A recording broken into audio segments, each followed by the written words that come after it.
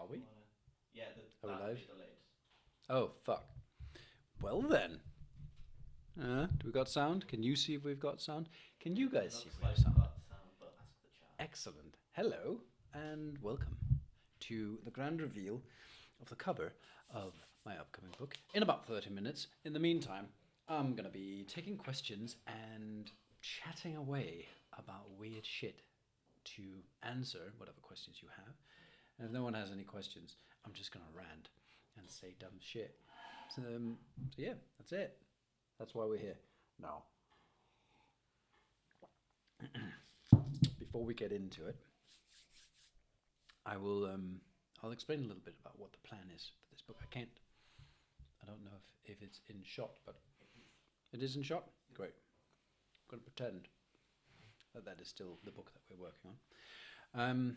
So yeah, this book is coming about. It's happening because I've got all of this information in the other books, or available artwork in the other books, and all of this information inside of my head that I wanted really desperately to transform into something a little bit more tangible and a bit more usable, and therefore, well, I pledged myself to make this massive fucking book. So here we are. I have spent the last many weeks regurgitating knowledge onto paper and drawing a lot onto my iPad, and John's been busy transforming that into a book, and it's good fun. It's hard work, but it's good fun. So yeah, if you've got any questions, fire away in the chat. I think they show up on my screen. Otherwise, they might show up on Adam's. A few comments already. Like someone said, "Oh, beautiful people." Can you see that? Oh, beautifully. Yes. Okay, so you. And I can press it hard. Aww. Can I keep doing that? What is it doing? Yeah. Ridiculous. I'm currently trying to fix the. And Jake, we've got sound. Thank you, Jake, for the information. If you let them know I'm trying to fix the countdown. Okay. Adam is trying to fix the countdown, he says. So let's see. Question number 1. What got you guys interested in Viking culture, tribal tattoos? Might be wrong with the terminology. Is the audio a bit quiet? Might be because I failed to talk into the microphone. Because I'm a bit of an idiot. Is this better? Okay. I also mumble a lot. My beard is meant to muffle all the sounds coming out of my face. Says could boost it a bit maybe. I mean, it's the highest. It is at the highest. Turn up your audio, Shinobikin. I think it's better now. It's better. Good. Okay. Right. What got me into it? Wow. Well, to start with, I'm going to take what got you guys interested in it. Well, I got interested in it, and originally not many people in my studio were interested in it. They were into tattoos, or photography, or social media, or whatever, and that's how they ended up having to put up with me. But I got into Nordic mythology as a kid, growing up in Denmark. Like Viking age artwork and all of these stones and with carvings on and Viking ships and all that. It's fucking everywhere. Like you go to Roskilde and there's a Viking ship museum. You go to the National Galleries in Copenhagen and there's big rune stones. And it was quite present. And that didn't hook me at all because as a child, that is immensely fucking boring. Oh, look, there's a rock. Someone carved something on it. It looks like a bad cartoon. So that didn't really pique my interest much.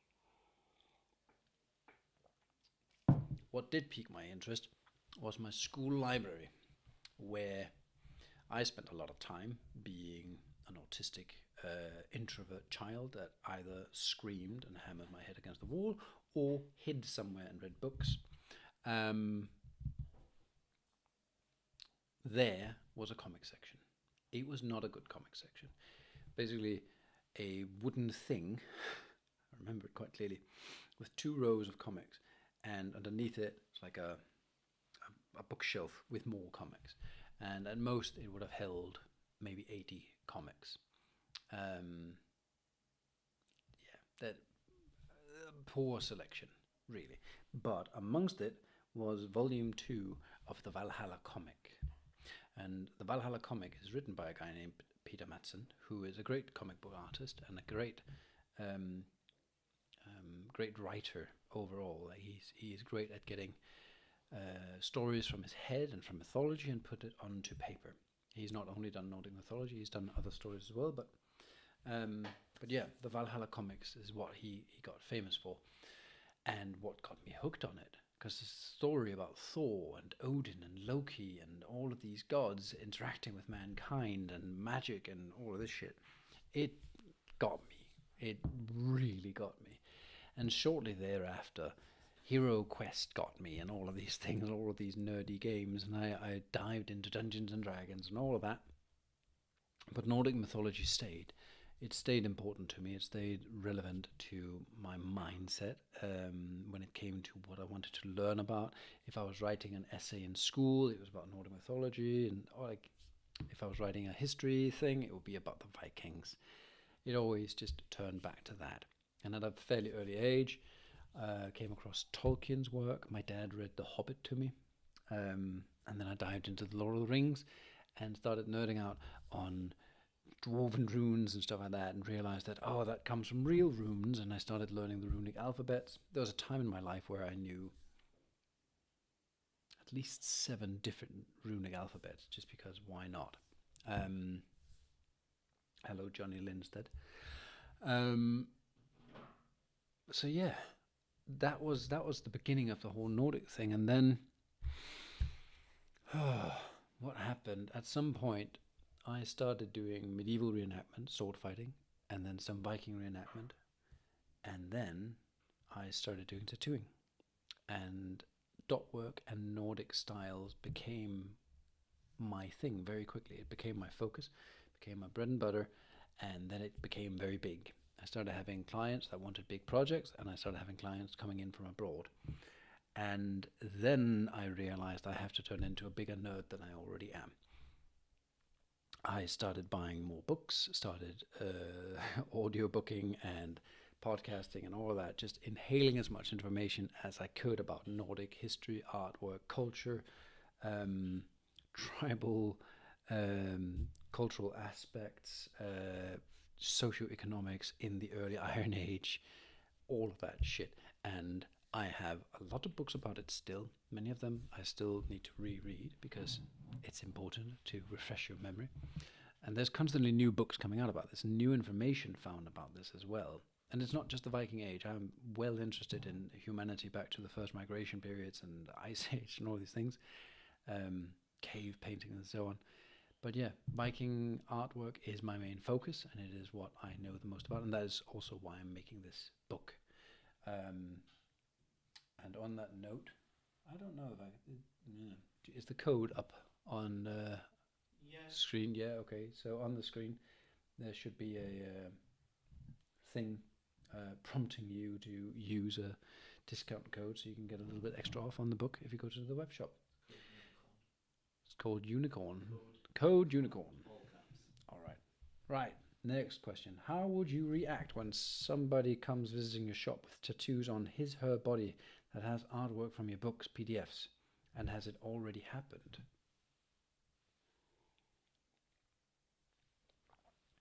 Well, Tom, I know you're asking this because you do.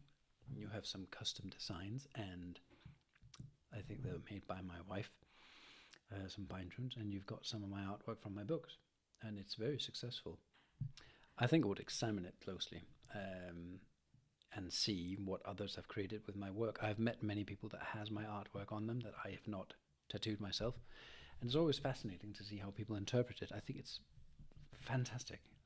My books are made for that, and I'm without prejudice when it comes to my work, my designs.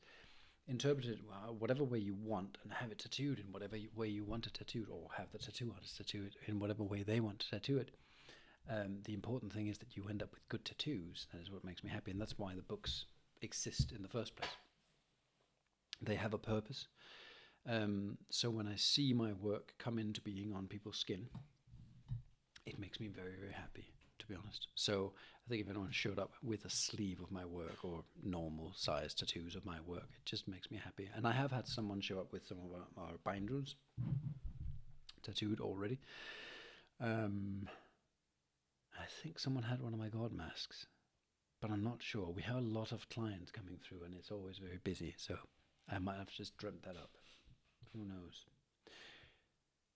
Right, next question. Jake, do you think the youngest two God of War games are a position for the spreading of Norse culture and getting people to research it proper? Right, okay, so anything that has like a pop culture aspect to it, that touches upon Nordic mythology is always something that pushes people to research more if they are so inclined. I mean, a lot of people watch the Vikings TV show and then they think they know everything about the Viking Age, which is fucking nonsense. Am I allowed to swear on this, Adam? Yeah, I'm allowed to swear. Good. Beep myself out. So God of War, same deal. Like it prompts people to look more into it and get inspired. Usually they will get inspired, but with a filter on top of what they have already seen, and then that will affect their mindset a little bit and push them in certain directions of research. But I mean, myself, I started out with comic books, Norse mythology comic books, and that has definitely affected how I started my research, my interest in the Nordic mythology.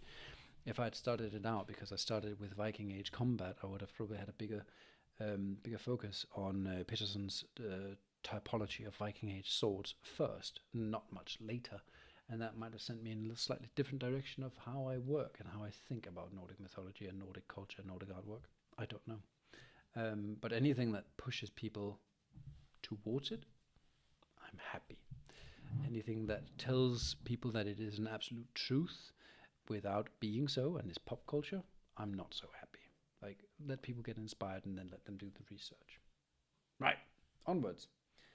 How is your creative process? I recently started tattooing and even tagged you in a tattoo I did myself using your books as inspiration.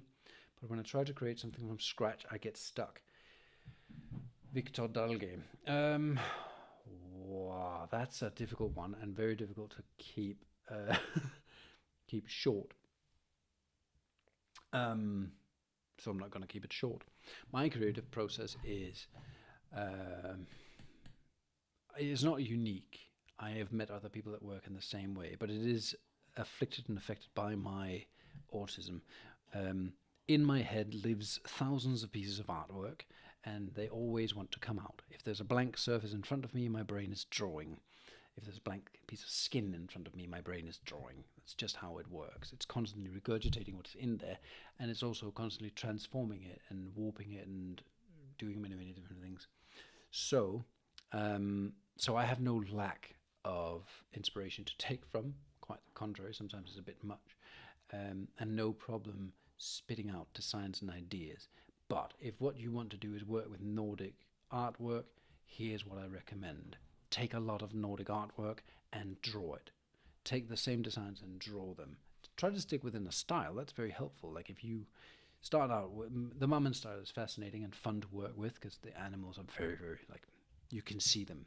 They are animals. They're not just weird knots with a head. Start with that. Draw 10 Mummin style things, and then start twisting it around, change it, come up with new ideas, and be like, oh, what happens if I do a Mummin style giraffe? I'm serious. I once did one. It's weird. Play around with it and see what happens, and then move on. Do something else. Never get stuck. Always have pen and paper with you and on you. Sketchbook is my favorite thing to have in my backpack. Anytime I sit down and I have a moment, I sketch. It gives me peace of mind. It annoys the fuck out of my wife. It does. And it lets me be creative and build up a library of cool artwork to use for tattoos or for books. So, yeah. My creative process with clients is I ask them for 5 to 10 pieces of inspirational imagery, that was loud, and 5 to 10 keywords and a piece of canvas, and then from there I work. And they get a pre-design, they get a chance to give some input, but overall I'm in the fortunate position that I'm well established. People like what I do, and they shouldn't get tattooed by me if they don't like 95% of the tattoos that I do. So I have a lot of freedom of creativity, so I can just run with it and come up with cool shit. And it tends to work quite well. I don't really get complaints. Because if anyone complains, they get eaten by the dragon. Anyways, onwards. Spreading art style and craft. That's an amazing take on artistry. Props to you by Shinobi Kinakan. I see it as essential to try and share what I know. I have no reason to, drag and hoard my knowledge and my artwork. If I can share it and make other people better at what they do, or give the access for great tattoo artwork to people out there who can then take it to a tattoo artist and have it done, it makes me happier. There's less bad tattoos to cover up, first of all. And secondly, it does make the world a little bit of a better place. And there's so many things that would be good to the world that I have no time or no chance or no capacity to do, but I can share my artwork and my skill set, so I do. So yeah, you're very welcome, mate. Greetings from Portugal, Hugo. Well, that's funny. We have a Portuguese client in the studio today. He's upstairs being poked by Matt. Galaxara, hello. Yo, Isar. What? Have you ever wanted to tattoo with specific different colors than your usual? Considering with your current skill set or something you'd like to challenge yourself with? Ha ha ha. Oh, yeah. Okay, I should mention to everyone else, Galaxara, her name is Sarah. She works quite closely with me as an illustrator on a project that is yet to be revealed somewhere in the future. She's an absolutely amazing artist. You should go and check her out on Instagram as Galaxara. You will notice there's some things there that we've already worked on, so it might hint you in the direction of what the fuck is to come, but let's see. I would love to be better at color work, like solid color tattooing and all of that. In general, I'm so impressed by certain neo-trad artists out there and illustrative artists out there that blow my mind. My old friend Kat, tattooing by Kat, I think her Instagram is, or something like that. I love her work. Mitch down in Leeds, whose name I forget, whose account name I forget.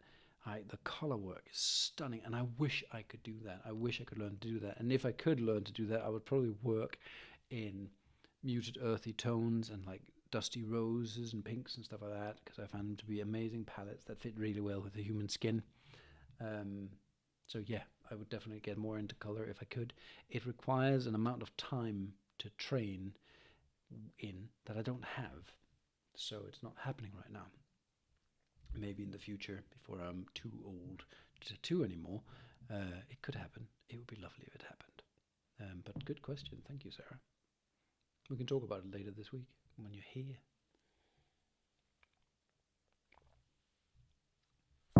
Right. Doodle-doo. Warden Bat Dog, good afternoon. Hello.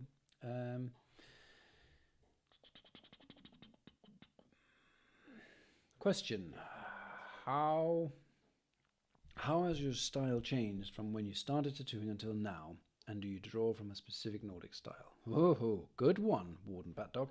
Right, my style has changed in the terms that, first of all, I got better at all the different styles, and then I decided to more or less ignore them. I work from the Nordic style work, from the Germanic styles, the Altgermanische Tierornamentik, and all of that. But I mixed them up a lot because I don't see the importance of historical correctness unless my client asks me for it. There are so many details and aspects in each of these 10 different styles that the new book focuses on, that are so beautiful and so brilliant to work with that I see no reason to stick to a single one of these styles. And on a historical aspect, my excuse for this is that if you dig into a mound and find a lot of gold and golden artifacts and silver artifacts and stuff like that, they will be from an array of different times if they are of good quality. There has been mounds found that had Salin style 2 artifacts in them, but also artifacts in the I forget the name of it right now, the Mammon style, like quite several hundred years between. But the first one was there because it was a beautiful artifact and it's made of an impervious material, so it has just been used most likely for as long as that, until it was dug down into a mound. So therefore these things are present, and there's clearly an influence between these styles anyways.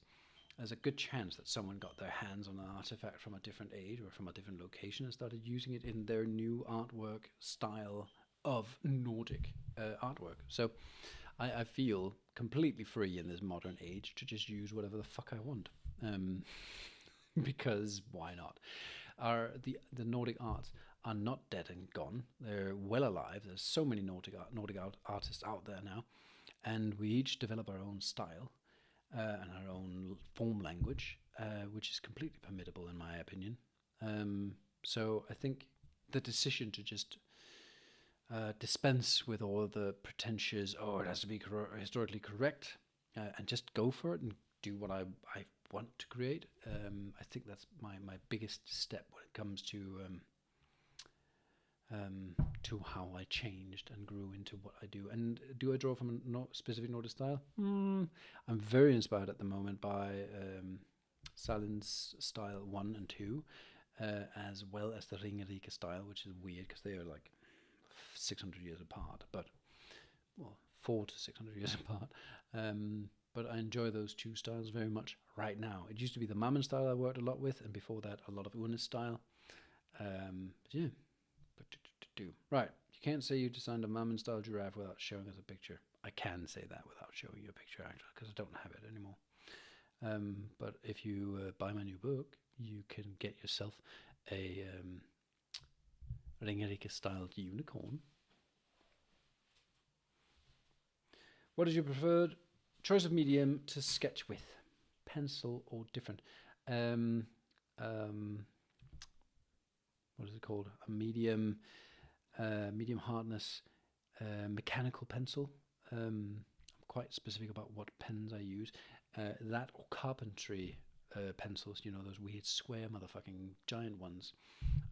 They've always rested well in my hands. My grandfather was a carpenter, and my father worked a lot at our farm, so they were always floating about, and I'm very used to working with them. I enjoy them as hand tools.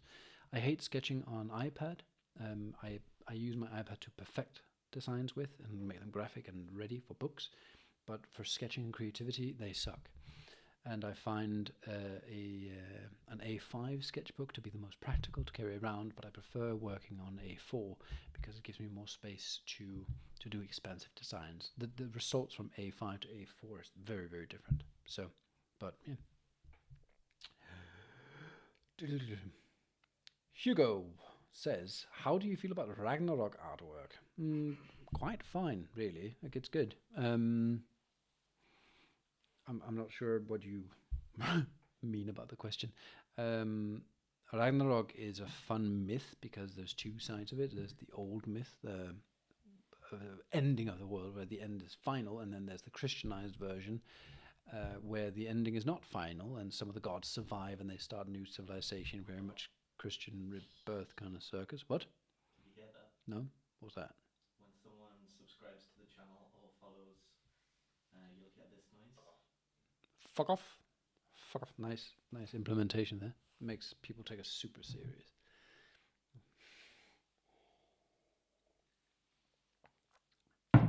Anyways. Ragnarok artwork. One thing about the Ragnarok artwork is logically that it's negative, because it is the end of everything. But the finality and death and stuff like that is not something that I feel particularly bad about.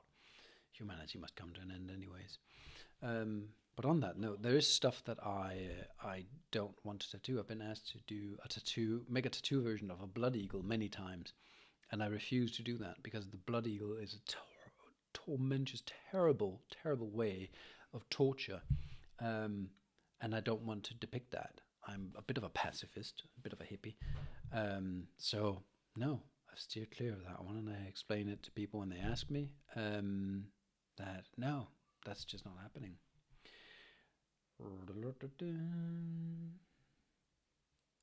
Right. Ulfur Fenrir, just wanted to say hello. It's all made us laugh when you say fuck off at the end of your videos. What brought that to your videos? Oh, why do I say fuck off? I don't remember. It's probably because, I mean, I swear a lot. There's a lot more swearing going on inside of my head than outside of my head.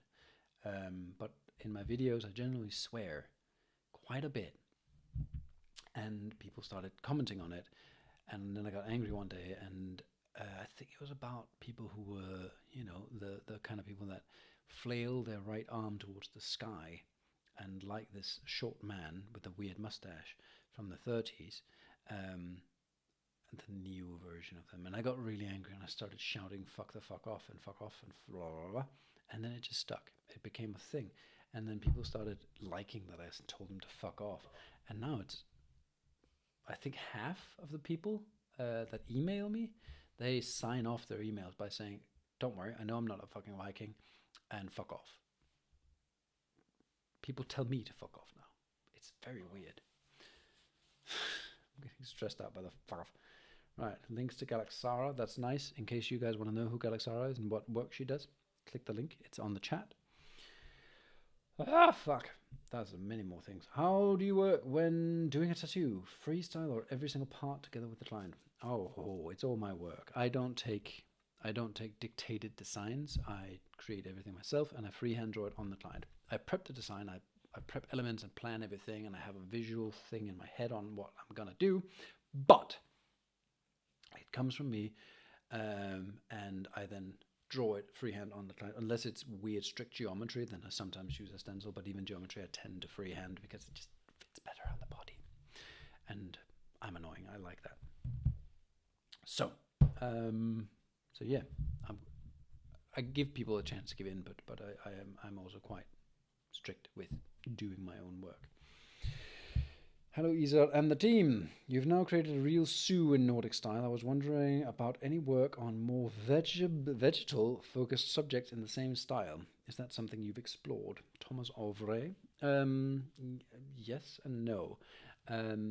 Vegetal foliage style artwork doesn't really occur much in Nordic styles until, well, the Mammon style starts having quite a bit of trees and stuff like that. Yggdrasil being depicted, and then in Ringerike style and around the time of the Unis style, there's a lot more of it because acanthus leaves and foliage and stuff like that comes from the middle Europe, Central Europe, France, and so on, and it migrates north into our set of artwork and becomes much more relevant. And for the new book, I have included some patterns and stuff like that. There's more Yggdrasil designs. I have some ideas for designs that I'm working on, but I don't think they're gonna be included in the book because I just don't have the time. That'll be for a later thing. And I have been wanting to do, specific books about different animals, like a book about ravens, a book about wolves, and so on. And I was gonna do one about plants as well.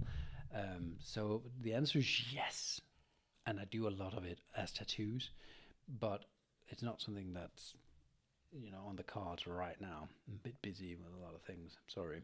All right, Dr. Leroy, or autistic DHD here. Can you talk about how your neurodivergent benefits your creative processes? I can, and I can talk about it for many, many hours, but I'm not going to because Adam is about to say I have 5 minutes left. 5 minutes? Yeehaw! Mental clock. My neurodivergence benefits me so much. It also hinders me in so many social aspects. There's definitely a price to pay. If you want to be good at something and you're autistic, then you do that, and then you don't do much else. I have great mental capacity to remember patterns, designs, color codes. I remember weird color codes from Monet paintings I saw at the Louisiana Museum in Denmark in 1991, for example. As a child, I remember it exactly. At the same time, I do not remember most conversations that happened 20 minutes ago because they weren't important enough. I don't know. My brain has weird priorities. So I have access to a lot of artwork in my brain, but very few social skills. I constantly say things that offend my fellow man around me. And it has helped me a lot to know about my autism and be open about it so that people around me know why I'm so fucking annoying to deal with. Adam is not nodding, which is surprising, but I was too busy reading. that's okay. Right, I'm going to go on because the whole autism thing, I have a whole list of TikToks and YouTube videos I want to do about it, so if you just follow us, you'll find out. What did you do before tattooing, and at what point did you feel confident enough to put it on people's bodies? Right, Leo Godfrey Flower. I did special effects. I build monsters for a living. Things for LARP, theatre, movies, cinema exhibitions and stuff like that, and for events. I did a lot of events as well, and it was weird. Fuck off. Now would be a good time to insert. Never mind. YouTube prompted something strange. I did special effects, and it was fun. And then I started learning tattooing because my life had changed a lot, and I needed something to do. And when I learned to tattoo just a little bit, people were a lot more confident to get my work on them than I was confident to put my work on them. It was very weird and stressy because I didn't feel ready to put permanent artwork on people's skin, but my friends and family was very prepared to just give up skin for me to practice on. And so I did, and luckily I didn't fuck up too much. If I did, I don't think I would be doing this still. So, right, Blue King. At this point, I've seen that cover so much. I'd love that on my bookshelf in the future. What, the question mark one? When I got into Nordic stuff, you taught me a lot. Really enjoy your platform. Well, you're welcome, and I'm glad you're following. I enjoy teaching, so that's cool. Dan, on time. Hello, lads. Well, hello, Dan. What Dan are you? I know a few Dans. It might be one of those. But anyways, what aspect of Nordic art or mythology do you find most compelling to translate into tattoo designs? Fuck. That's a difficult one. I don't know. The challenging ones, really. There's a problem that you have as a tattoo artist. You get stuck in doing the same thing because you do a tattoo and then people see it and they want the same thing or something similar. So you end up doing, for example, worms. I did a lot of worms, Jormungandr and and so on, for a very, very long time because people kept seeing the same thing. It wasn't until I started breaking away from that, convincing people to get something else, then I got to do something else. Then I started doing wolves and I did a fuckload of wolves. So what I really like is challenges. So when people come to me with something that's different and new and has to break my mental shell, that's good. That's my favorite thing. So it's not like a specific thing, more like the whole push through my own creative boundaries. Tom is asking, how do you feel about two-eyed Odin? Well, I feel very fine about it. Most depictions of Odin has two eyes, actually, from the Viking Age and earlier. Because why wouldn't he have? When the story about him sacrificing his eye actually comes about is debatable because we only really know about that story from the Havamal, which was written in the Middle Ages by a Christian priest in Iceland. So, up to interpretation. Give him two eyes if you want to. Dan, love your books and clothing. Keep up the awesome work. I intend to. Taryn, you're a tattoo artist. I know you. 10 seconds. How do you balance the free hand time? I'll go back to the questions once we've done the great fucking reveal, because we are now on a countdown. I'll tell you when. Drum roll. We will upload a nicer picture, but you'll get to see it. Now. Fuck.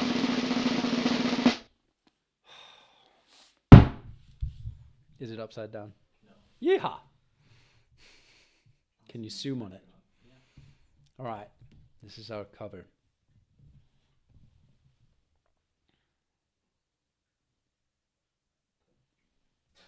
Are you zooming? Is it doing? Yeah. Excellent. So this is once again the head of Mimir, except this time it's just by my own hand. Done in an elaborate, quite Ringerike styled god mask. This is not the exact cover. This is the kind of cover you get from a book printing press when they give you a mock-up. So it'll be a little bit different paper quality, a little bit different in the printing and everything, but this is the design that will adorn the cover. I'm very, very happy with it. It's probably the best God mask that I have ever gotten away with doing. So yeah, that's it. And the book will be this fucking thick. 300 pages of stuff that lives inside my head. So, we shall... Oh, it should be mentioned, this ridiculous question mark, I will make a rendering of it and put it in the book so that you can enjoy it. Maybe we should make a print of it, who knows. But I'm going to leave this here, so you may all see it. Make sure it doesn't fucking fall over. Yes. Now remind them that they can get Blah, blah, blah, blah. an extra 10% off. Yes. Adam tells me I need to remind you all that you can, if you have not pre-ordered the book already, you can go on to northernblack.shop, use the code UNICORN, and get an extra 10% off the book. So that you may add this to your library. And if you don't have a library, you can start your library by buying this book and add more books afterwards. I'm going to jump. Anything else you want me to say, or can I jump back to the questions? Right. Okay. Terran, how do you balance the freehand time with the tattoo time? I don't. The freehand time I spend on designing and putting the art on the client is an investment that is highly, highly important to me, because that is what makes my artwork work so well. It makes it rest on the body. The tattoo becomes part of the client, which has huge importance to me. And I very often spend almost a full day just drawing on the client, and then I dotted it in at the end of the day so that it's there. Or I walk out the door and let Matt take over with the tattooing, and shit happens like that. It is my advantage that I have this extra set of amazing hands named Matt Bone, who saves my ass and helps me out with all this stuff all the time. But the freehand part, it's not something I skimp on, and it's not something I feel like I need to balance. I think a lot of my clients come to me for this dedication to my artwork that I have. So yeah, I'm going to keep doing that. That's for sure. And I highly recommend other people to try it out. I know it's difficult. It's can be scary to get into, but once you got it, and it's fucking good. I lost track here. Yep. Sorry if this has been asked before. What's the waiting list for a tattoo? Would love to have something done by you in the future. My waiting list is weird. I have approximately 400 people on a waiting list, but they're on very different waiting lists. Some are on a waiting list for 2026, some are for 2025, some are for the end of 24. Some are on a cancellation list because they're in the UK. Some are on the waiting list because they have their deposit down, or a raffle ticket, or prize winnings, and therefore they have a higher priority to get them in the books. And others are just really interested in getting a chance to get tattooed. So out of these 400, who the fuck knows? I've had clients recently that wrote me an email, said, hey, when do you have time? And I was able to say, well, in 3 weeks I have time because I just had a cancellation and your project sounds really interesting. So do you want to get tattooed? And they said, sure. And flew over from fucking, where was he from? Seattle. Like, it happened very quickly and smooth and fun. So sometimes people just get in the books almost immediately. It's very, very rare, but it can happen. But overall, I would say my waiting list is about 6 months. Before there's space in my calendar, because we book about 6 months out at the time.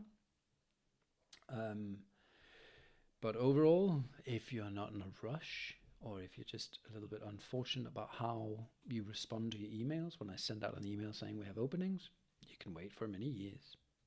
I have, actually, yeah, I think Joel upstairs, our client, he got in touch many years ago, like well before COVID, and he's finally getting tattooed by us now. So it has been a process.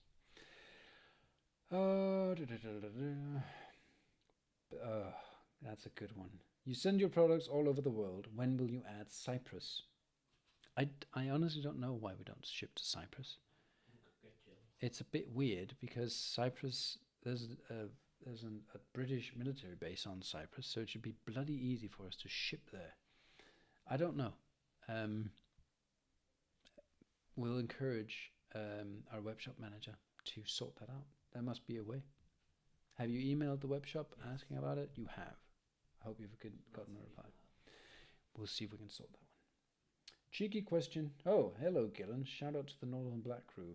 Gillen, you are the Northern Black Crew yourself, mate. You can't give yourself a shout out. That's weird. Cheeky question. So, if we own all of your other books, and I hope people do, what's the motivation to buy the new one? Well, then, that is not a cheeky question. It's a fucking good question. First of all, there's about 100 pages of new artwork. There is at least 4 pages of explanation per style of the 10 Nordic styles. That teaches you about the styles and about how to understand them and why they are the way they are and what the transition is between the styles. And each of the designs that have made it from, so these 3 art books that I've put out already, a lot of the artwork from them has gone into this new one. Each of those designs now has an explanation that tells you if it's an artifact, where it's from, what age it's from, what style it might be in, if it's a design of mine, for example, and what I believe the design to be. They're short and they're kept relatively simple, but they are there because it was one of the things that we were asked about all the time. So I took the time out of my fucking life to sit and write all of them. It took a lot of time, so you'd better fucking appreciate it. But yeah, it's a good question.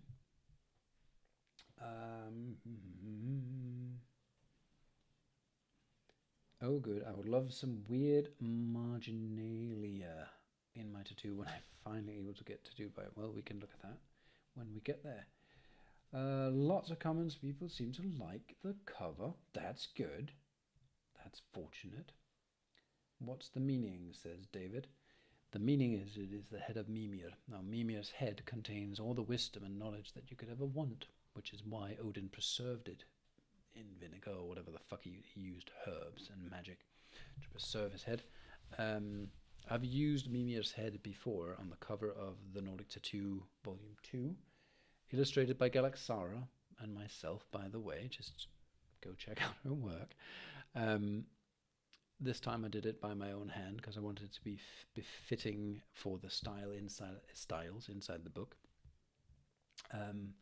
But yeah, Mimir's head is one of those chopped off things in Nordic mythology that carries an importance. And I like using it. It's very fitting for god masks because it's a floating fucking head, isn't it? So yeah, that is the meaning. Let's see. The thing is, the book is not only 300 pages, but like over the size of an A4. Yeah, I think page size is a little bit wider than A4. It's been a fun journey. Luckily we have a very good printer. This guy, his company, they're quite local. They're on the other side of Newcastle. They do very luxurious books, and we get very good advice. And he advised me against using this format, but because the other books that we have are A4, we wanted to stick with it so that there was like a fit, which actually costs us a terrible amount of money.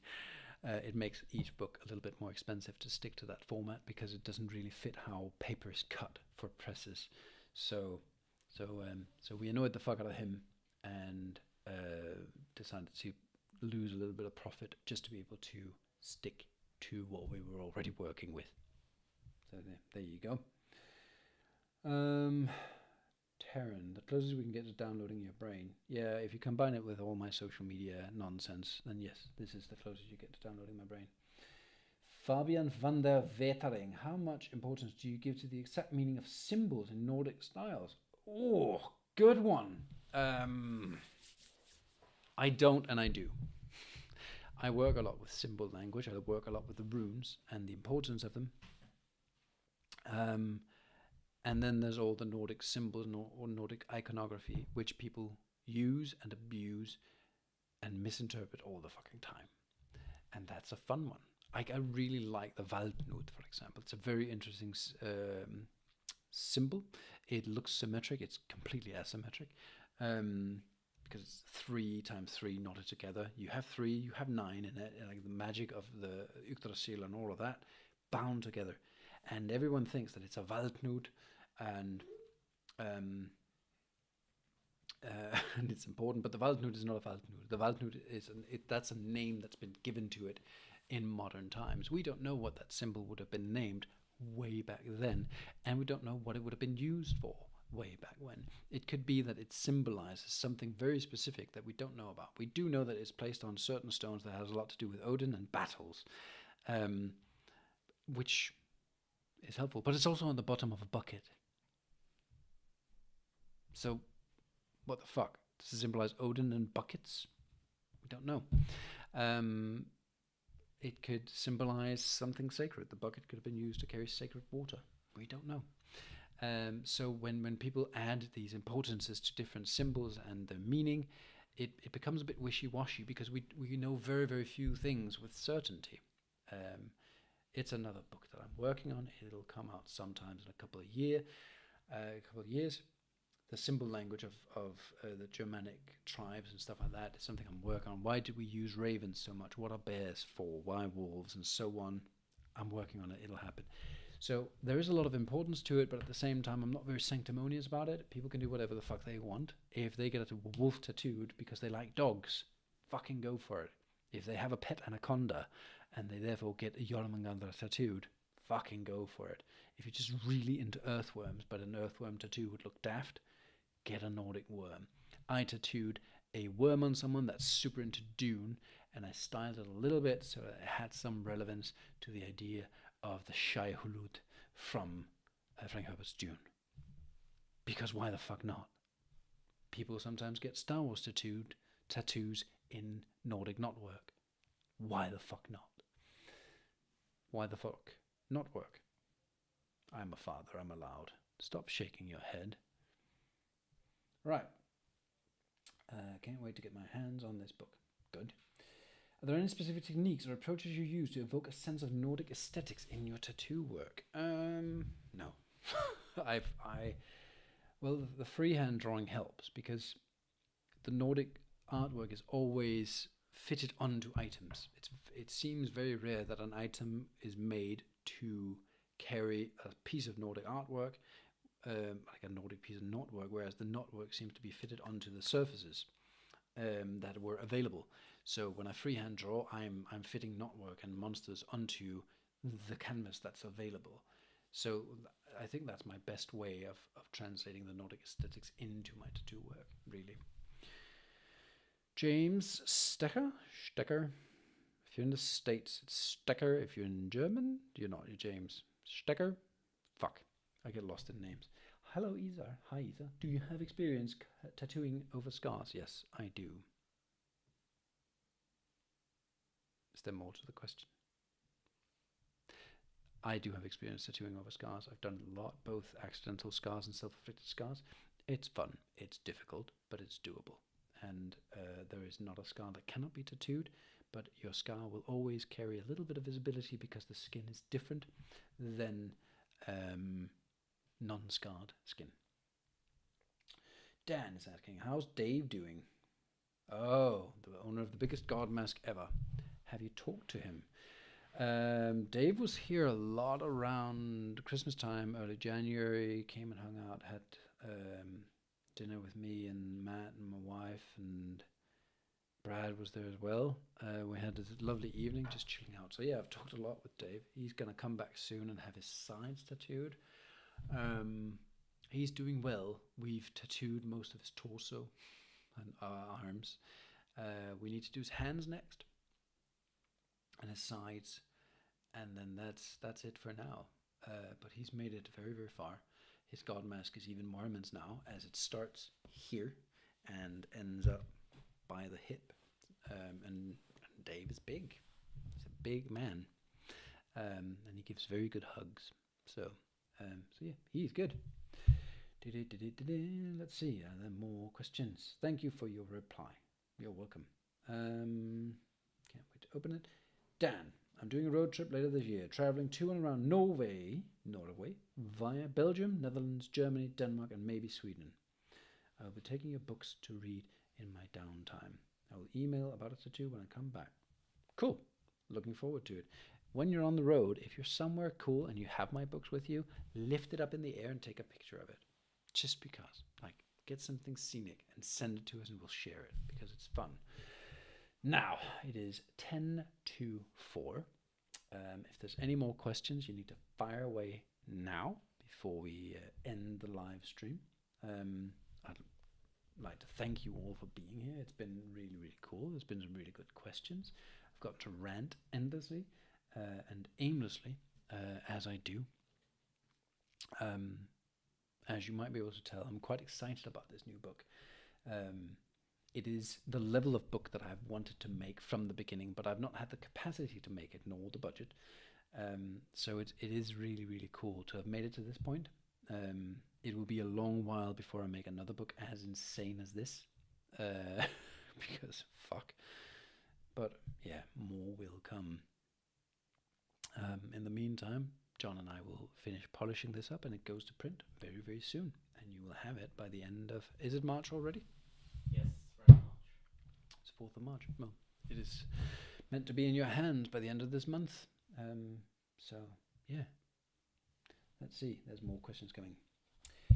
There's more questions. I'd love to get tattooed by you someday, but I do have scarring on the area I'd like to get tattooed, which is why I was wondering about tattooing over scars. It's not a problem, mate. If you have very keloided raised scars, that just needs to be worked around a little bit more, but it's not an issue.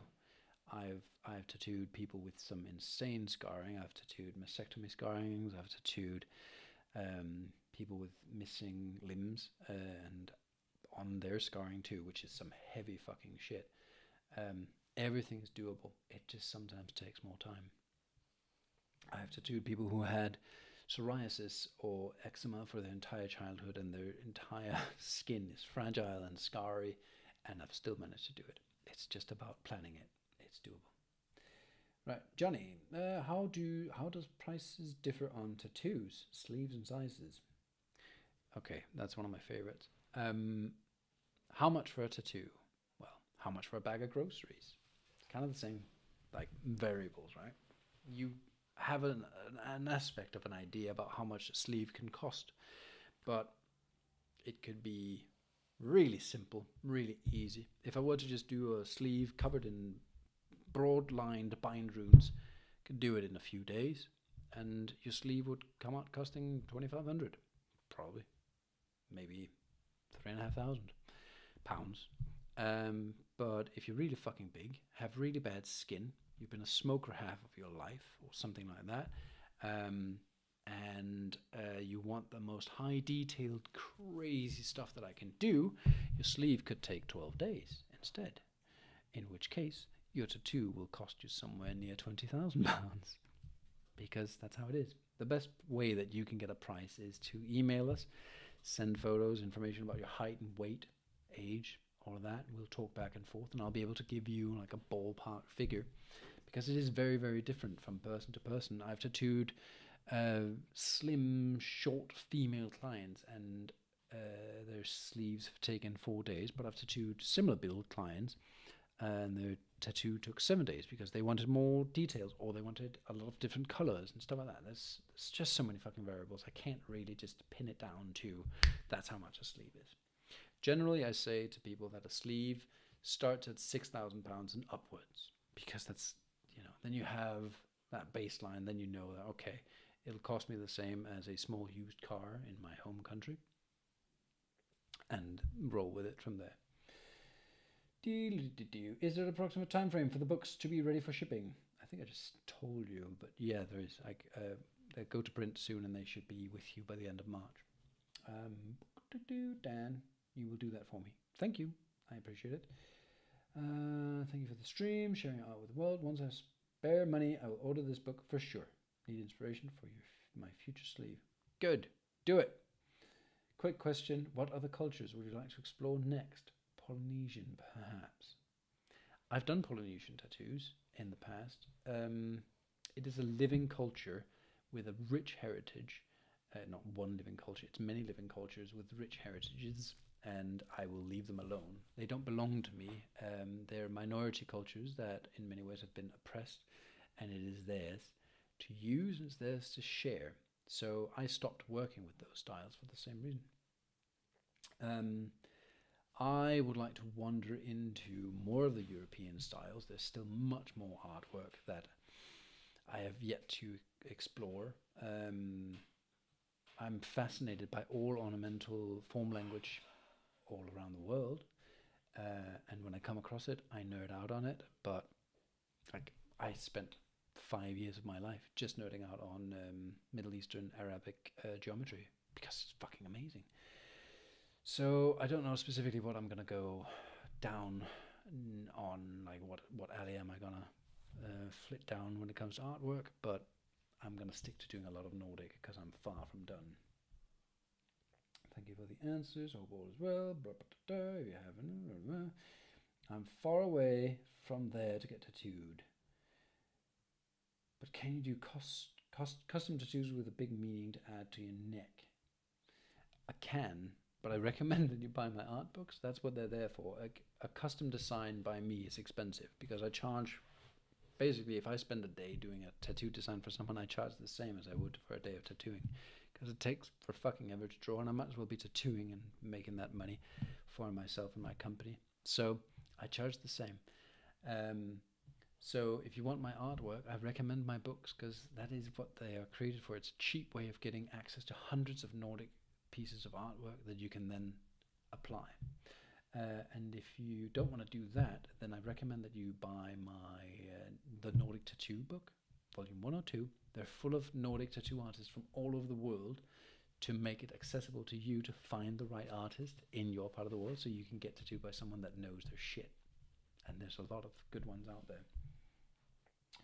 Long time wanted of one of your tattoos, but wondered if I were to want a bear or pig on the side of my bald noggin, are we looking at a day, 2 days? I need to know how much I have to save. Well, 2 fields to live.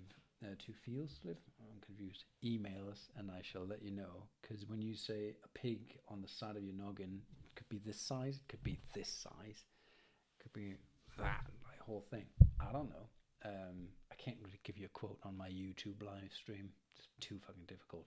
It sounds fun though, and I've got some really cool board designs, stuff like that in my head. So why not get around to send me an email on creations@northernblack.com. Greetings from Denmark. Got your books for Yule. Unfortunately, my son got hold of one and used it as a colouring book, but at least he got to express his creative energy. My kids have copies of my books as colouring books. It makes me very happy to see. I'm sorry if you feel like your book got ruined. I'm going to be argumentative and say that your book just got enhanced by the creativity of children. And well, it is lovely when kids go nuts and use pens to colour in everything. It happened to our wall. Not so good. But yeah, just be happy about having creative kids. That sums it up. We've got 2 minutes left. Any last minute question? Now's your chance. Otherwise, I'm going to close it down. Music. No. We're gonna run the extra 10% off for an extra hour. Okay. So let them know. All right. The 10% off discount unicorn code works for the next hour, so you can jump on over to northernblack.shop and buy your copy if you don't have it. 2 fields to live. Should I elaborate more? But yes, email you shall. Yes, you shall. Got 1 minute left. No questions? No questions. Right. Go to northernblack.shop. Get your copy. Don't forget to subscribe, both on YouTube and all of our other social media nonsense. It's weird. It's there for the taking. There's often free designs, weird input, dumb ideas. Shit comes out of my brain at randomness, and Adam puts it out there. In the meantime, one last one. Have you ever done stick and poke? If you mean by stick and poke, you mean those shitty ones that people do with a bamboo stick at a party while drunk? No. I have done hand poke tattoos. I don't do them because it's too slow for me, because I do large scale tattoos and I really like doing large scale tattoos, and doing large scale hand poke tattoos would take me for fucking ever. So I stopped. I have considered doing a little. I sometimes do it on fingers and stuff like that for like friends when we're hanging out, but that's about it. So it is 4 o'clock. It sums it up. This is the book go fucking buy it. And in the meantime, have a nice evening and fuck off.